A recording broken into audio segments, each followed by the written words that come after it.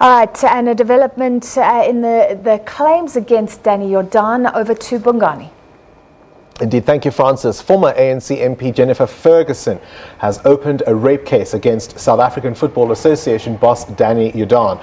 The musician first made the allegations 5 months ago, but an incident she says happened 24 years before. Jordaan has denied any wrongdoing. She joins us now in the studio for more on this issue. Firstly, I imagine it's been a very rough 5 months. Jennifer, thank you for talking to us and for coming in. Thank you, Bongani.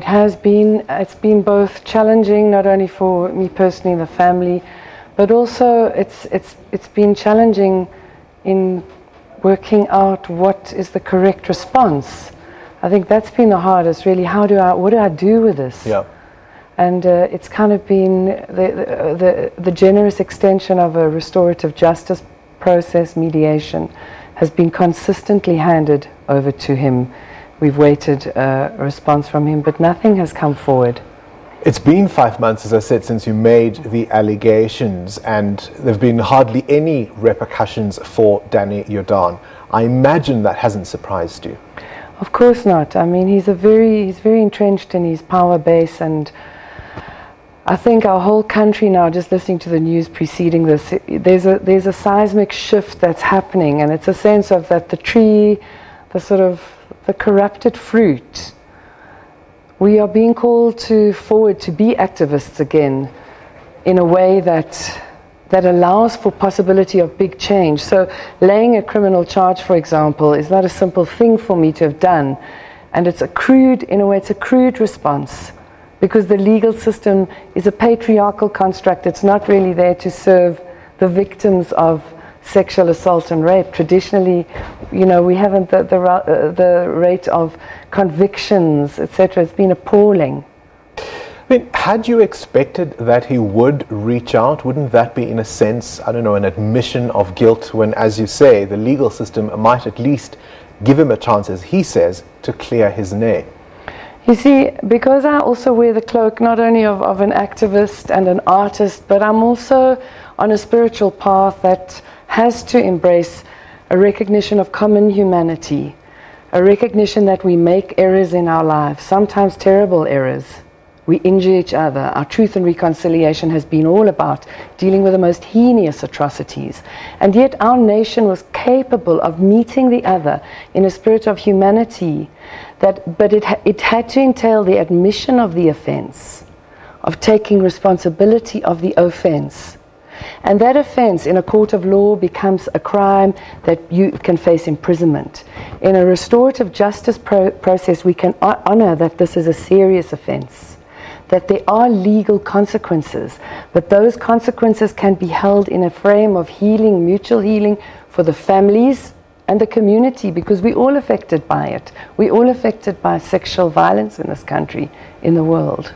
Is this what you mean when you say you've got some empathy for him and, I suppose, his family?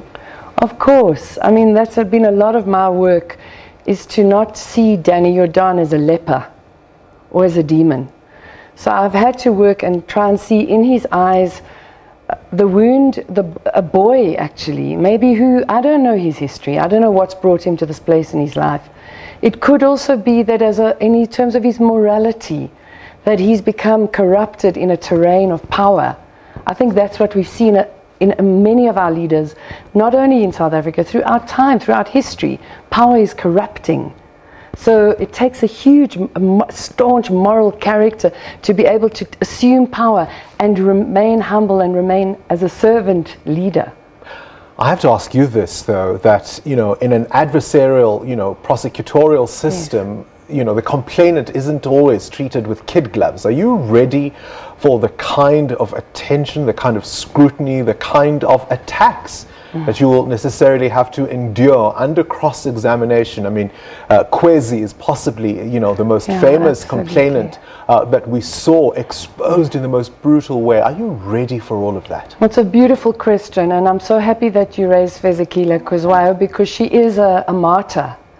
We had ANC Women's League outside burning effigies. You know, it was a fundamental betrayal, not of the justice system, but of womanhood. Our women betrayed Fezekile. So, of course, the preparation, I can just say, that I do believe, and as maybe as an artist, as a struggle artist, we have always had to fight risks in the work that we've done.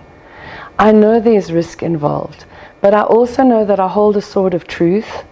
I also know that my breastplate is, in a way, my vulnerability.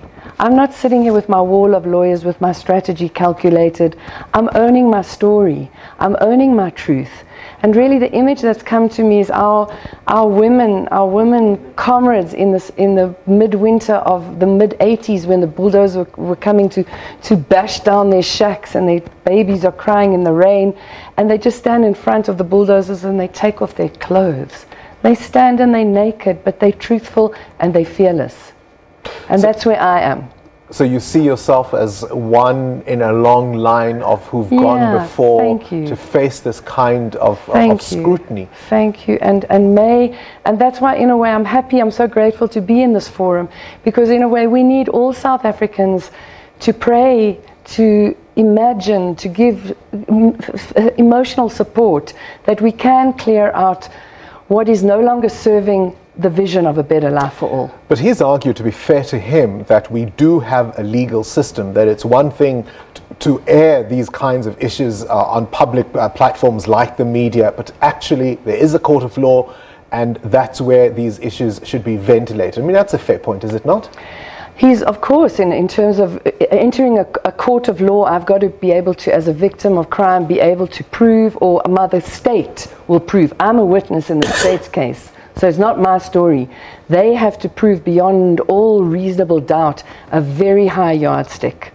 He also has to be proved beyond all reasonable doubt. It's very difficult, and that's why, for me to enter the court, it is a compromise, because I know we could lose, but I know that we will win on the ground, because I'm speaking the truth. That's the difference. You've also said you're not the only one, but there are other people who may come forward with similar allegations against Danny Jordaan. Yes. That's my strength as well. I'm not alone, and we have a handful of women. We're working carefully, because there's such a stigma attached to rape. So it's not only that journey of disclosure, never mind laying a charge, but it's like your families and that thing of, oh, she was raped by, it becomes that whole thing. And I want, in a way, what I'm doing is to say there's life after disclosure.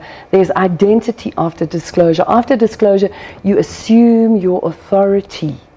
And it's a very powerful authority. And #MeToo have given a window for women to do this kind of disclosure in safety.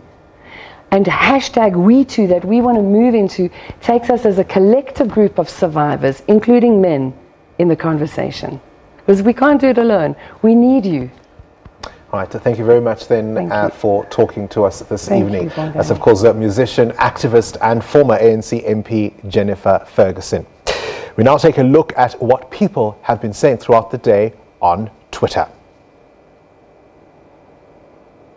Private donations to political parties will soon be a thing of the past. That's just not a tweet that's coming through. Does she, Jennifer Ferguson, have faith in our justice system? We've witnessed rapists get their way. Does she think she has a case against Danny Jordaan? Will anything change to give her one closer look at justice? That's a tweet that's just come through there. Don't get me wrong, I hate men who abuse women and children in all ways, but how do we say this is real or PR? Some of the tweets there not very supportive. I'm very interested to see what the evidence you will present in court about a crime or rape committed 24 years ago. So those are just some of the tweets. Watching Jennifer Ferguson, something says we might look at a #MeToo mess like with Bill Cosby. This isn't going to end up in a pretty way for her alleged rapist Danny Jordaan. She said it before I posted. All right, those are just some of the tweets that have been coming through, your reactions, and I think we've got some distance to go in unpacking these matters, particularly on spaces like Twitter.